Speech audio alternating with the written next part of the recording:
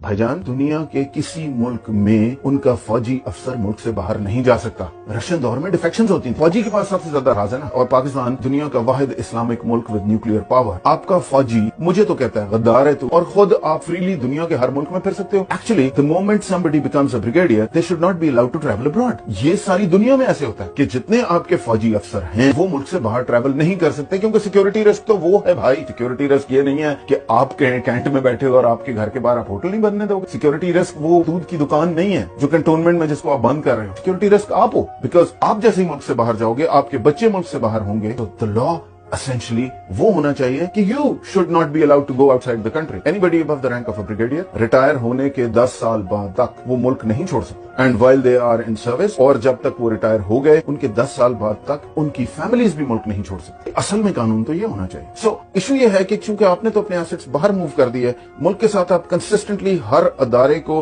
आप डेवलप नहीं होने देना चाहते, क्योंकि आपने उसको अक्वायर करना है। कोई जो लैंड वाली मैंने आपको मिसाल दी, हमारी जमीनें इसलिए नहीं चढ़ सकती थी उनकी कीमतें क्योंकि कल आपने लेनी थी, अदरवाइज अगर वो डेवलप कर जाती तो। अगर उस एसडीएम में अथॉरिटी होती तो वो उस वक्त एमपी वाले को कहते चल भाई तू कौन है, किस कानून के तहत यहाँ खड़ा है, और जो कि हो यहाँ पे कनाडा में तो यही हो। So why am I concerned about this? मैं क्यों कह रहा हूँ कि जी ये जामिन मेरा भाई है, क्योंकि मसला ये है कि आपने तो सारे एसेट्स उठा के चले जाना है इस मुल्क से अपने बच्चे लेके। इसकी कीमत जामिन ने देगी, इसकी कीमत मेजर कामरान ने देगी, कैप्टन इमरान।